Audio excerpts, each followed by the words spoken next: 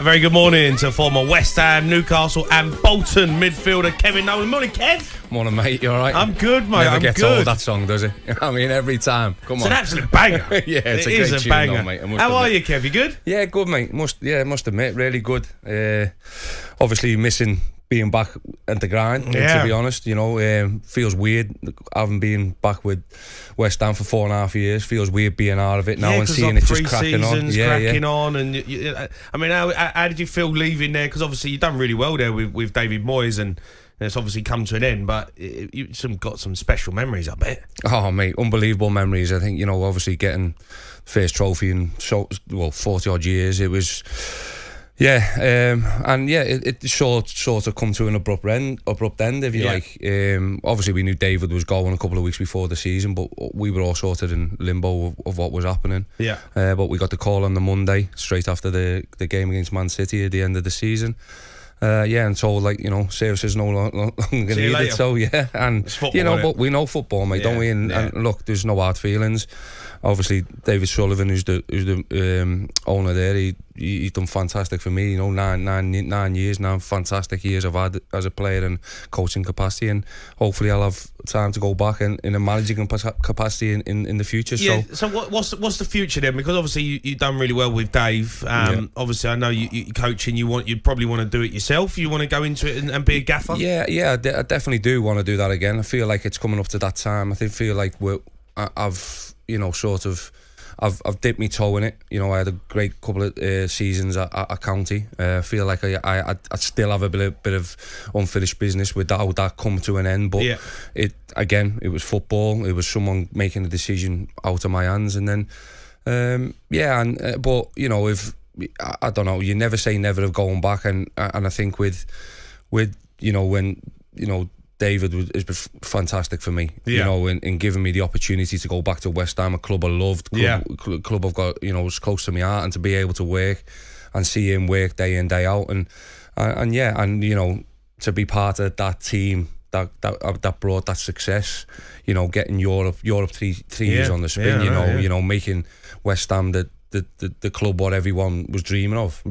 Was very special to me. We're going to talk a lot of West Ham, obviously, because we've got you on the show, and we get a big following on here, West Ham fans, and I think from about maybe 8 o'clock we're going to get people phone up and West Ham fans can get involved. But just on West Ham, because I do a sports bar show with Cundy, you know it. And I've heard it, don't worry, mate.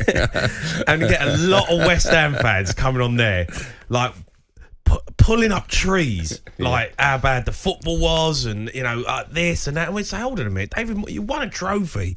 You're playing in Europe, like, you're selling out the stadium. Like, what more do you want? Do you think he was a little bit unfairly treated sometimes, Dave? Obviously, look, as a ex-footballer, looking at it, you know, people, you know, the success, what was happening, you know, you can just sort of look at it and go, that was fantastic, you know, and in 3, 4, 5 years time, everyone's going to be sitting there going, wow, what an absolute 4 or 5 years David Moyes give West Ham United. But I you know, I can see where they were having problems with it, because they, you know, they have a West Ham way. They you know, they all talk about it, James. You know, let's be honest. Get beat every week. Don't start being harsh now, mate. You remember you're with me today. No, but what I mean, mate, is that, you know, they want a philosophy, and they wanted to play football. They wanted to win nicely. They wanted to do it in a you know, exuberant way, and they didn't feel David was doing that. But to be fair, to be part of his team and to do everything, and to see how he worked and how hard he worked, you know, I mean, you talk about people being from working class families. That's the West Ham way.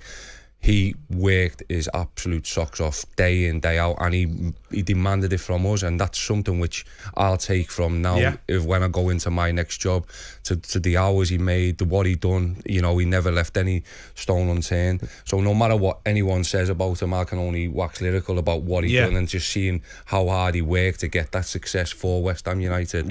And you know, but he has his way, and his way was successful for that time. They've gone another way now, and let's see see it. Let's see if that works. Well, yeah. they've done that before, didn't they? And it didn't work out. So we'll see what happens.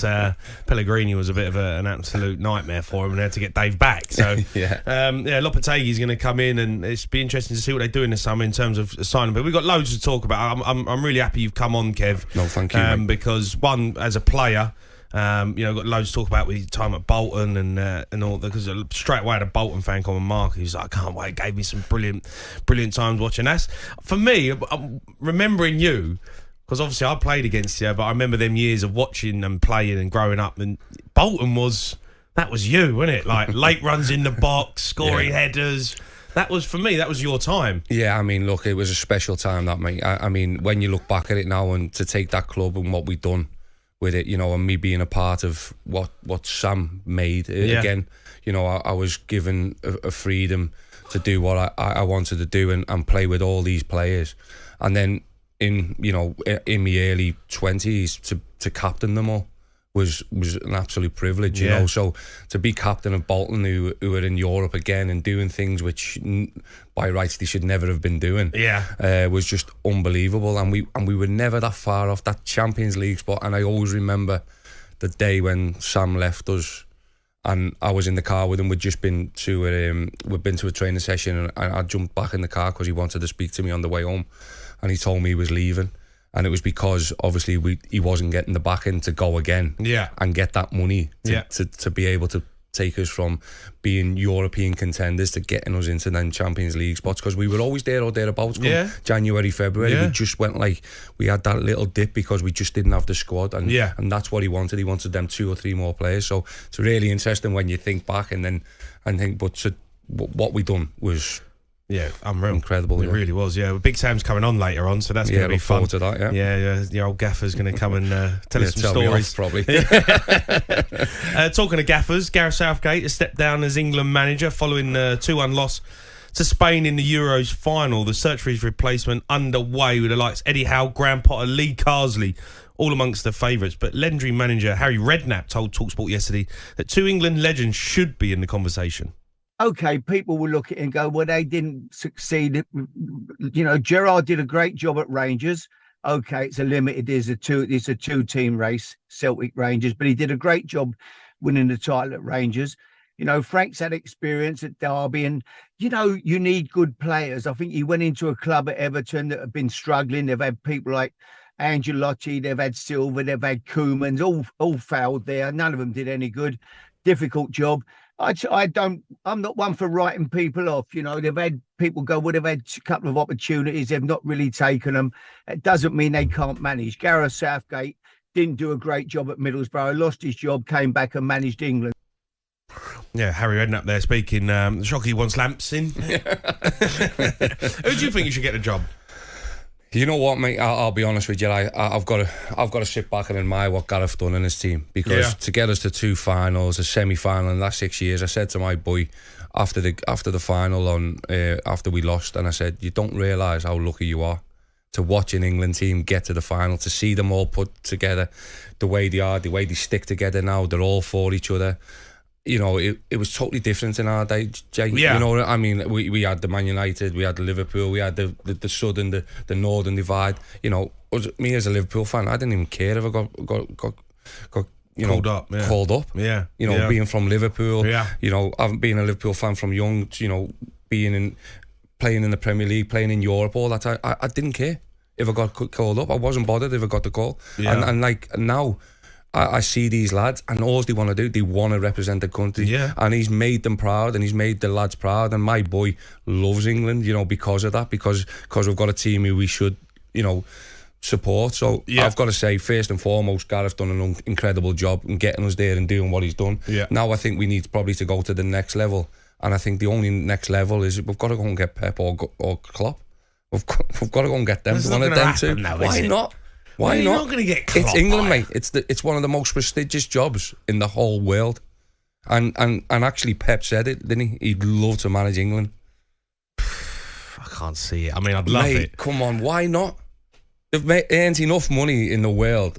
Why wouldn't he go? And because they've got probably the best crop of youngsters now. I know, but you want people every day, right? Pep wants his team every day. But does he now? Because I mean, he's done it all with Man City, hasn't he? Who's next? He's been Barcelona, Bayern Munich. What's next? You know what I mean? Man City, and what one's next? Don't get me excited, Ken. It's too early in the morning. Don't get me excited. Look, we can dream. And you ask me a question, who's the next one? I know, and that's when I'm like, we've got to go all out for this guy. He's got 1 year left on his contract. Man City are in, sort of not dire straits, but they're in problems with what's coming up with the FFP and stuff. Yeah. Does he really want to be? Can we sort of get to a solution where, if he becomes England manager, what does that say to everybody across the world? And not only that, I think he will relish it because of the people he's going to be able to work with. Yeah. You look at it and you go, if you're a manager and you're looking at an international squad, you go, right, what pick have I got here? You look at England's squad and say, that's probably the best squad in the world right now. Yeah. With the players that they've got to choose from, and the youth that's coming up behind it as well. Yeah. Oh, Kev, don't Look, we can dream, can't we? We can dream, mate. Yeah, we're going to end up with Graham Potter. talkSPORT Breakfast, waking you up Monday to Friday morning from 6 a.m. on AM, on DAB, via the talkSPORT app and on your smart speaker. talkSPORT.